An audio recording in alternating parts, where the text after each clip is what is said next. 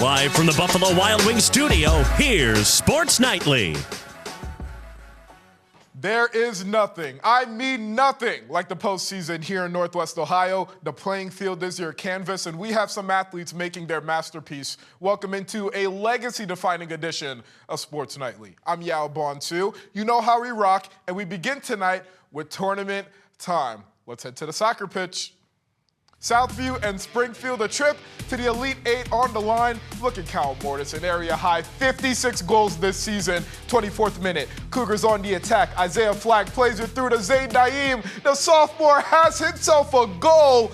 The Wonder Kid netting his 21st goal of the season. Cougars up 1-0 and took that lead into half. Second frame, under 12 minutes to go. It's a great header to Aiden Sloan, who can't put it in, but look who's there for the rebound.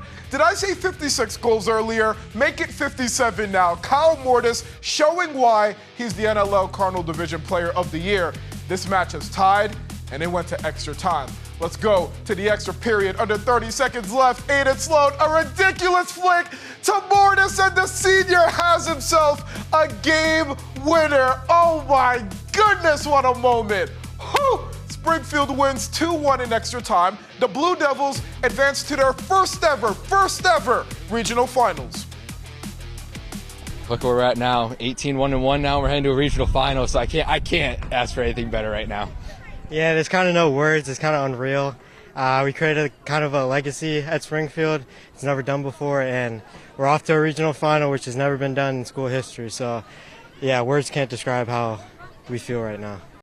Thank you, guys, and now we have Francis Stevens in studio with us. This game really shifted with a little over 6 minutes left. Zayd Naeem, who scored the lone goal for the Cougars, getting sent off with a red card that left Southview with 10 men for the rest of the match. That brought us to extra time. How did you see Springfield take advantage of Southview being a man down? Kyle Mortis and Aiden Sloan. That's all you have to say. That's it, man. That's all you got to say about those guys and the year that they had. Let's talk about this 4 years ago. Those guys were not ready for the type of game like this. Tonight, they were ready for it, and they were ready for every part of it. This is the reason why this team's making their first Elite Eight appearance in program history. The Blue Devils' magic carpet ride continues over to Milan on Sunday for a chance to play it in the Final Four. They show a lot of great mental attrition, really great focus. What a finish that was. Man. What a finish that was. Assist, but the assist was incredible. I mean, goodness. just the concentration, what he had to do that from Aiden Sloan, that's that nice little football right over the back shoulder of Sloan. Sloan, again, just so confident and had that composure, found his spot to that back post. Nothing much that Andrew Smith could do for that for the Cougars, but an excellent season for Coach Kufel and the Cougars. I feel so horrible for Zayd Naeem right now, just a sophomore, but we got a chance to see what's more to come from that young man the next 2 years on this network. A fantastic year for them. But the Blue Devils, they finally got some retribution from a couple weeks back when they took that tough loss over at Southview. They get a chance to go play for a Final Four spot. Coach Francis Stevens, he'll be joining us again in a little bit, but what a match. Coach, thank you so much. Thank you for having me. Perrysburg and Strongsville, stalemate for the entire first half, so let's jump ahead. 53rd minutes, Alex Bowe on the corner kick, and the defender, Braden Schnontenko, with a beautiful header to put the Yellow Jackets ahead. A few minutes later, foul in the box, and one goal by Braden isn't enough. Senior Braden Heitmeyer buries the PK, and in turn, gets the goal that advances the Yellow Jackets to the regional final, where they will take on an all-world St. Ignatius team. I think we moved the ball well. I think our defense was huge. We had a lockdown defense. We knew coming in they had a good striker. We knew that our defense had to lock him down. I think they did a good job of that. So, I mean, a win here, we've never been here before, so a win here was awesome for us. Now we've been looking forward to Ignatius for a while, so hopefully that'll give us momentum to go into Ignatius. What a win for Perrysburg, 2-0. So now you have both the men and the women's teams looking at Final Four appearances, only one win away, but let's key in on the men's side real quick. This is a Perrysburg team that has gone a little bit under the radar. That first half was tightly contested, but how did the Yellow Jackets manage to pull away in that second half? I think a lot of that senior experience for them really kind of showed, and again, you had some big-time players step up in big-time moments, and that Strongsville team was really, really good, but you got to give a lot of credit. Brady Sedenko had just missed a chance earlier off a set piece, just pushed it wide, but then got a second opportunity at it, absolutely buried it to the near post. Nothing much the Strongsville keeper can do.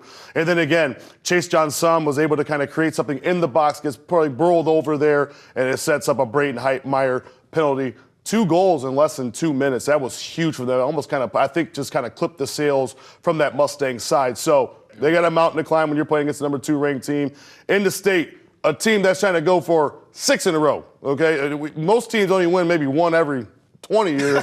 These guys have won. They're going on number 15. So this is going to be a big match for them. They have the players to match up with Ignatius. The biggest piece is going to be how do you slow Ignatius down. Congratulations to Coach John Salmon's staff and that team over there. Going to be a fun weekend for the Yellow Jackets Saturday and Sunday. So I hope to see Wood County at both spots. Francis Stevens joining us in studio. You know how we rock on Wednesdays here in studios. What a night of matches. Coach, thank you so much. Thank you. A setter in volleyball can often be seen as the nucleus of a team, and that's no different for St. Ursula senior Ellie Panzishin. When we had the 3 captains for SUA volleyball in studio, Kaden Campbell said, quote, "We don't have to have a perfect 3 pass for Ellie to be able to make it better. She is a key ingredient for an SUA team that faces Tiffin Columbian on Thursday live at 7 p.m. on the BCSN Plus app." I took a trip to SUA territory to chat with Panzishin about that regional semifinal matchup, her career, and much more.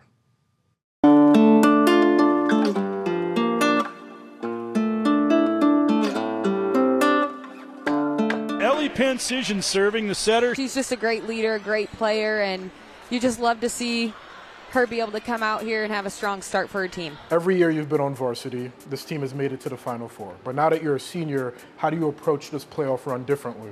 We can only go up from here. And even though it is my senior year, I know that we all want to be here, even the juniors and sophomores and freshmen on the team. So I really think that we all take it into account that it's the end of all of our seasons and not just the seniors.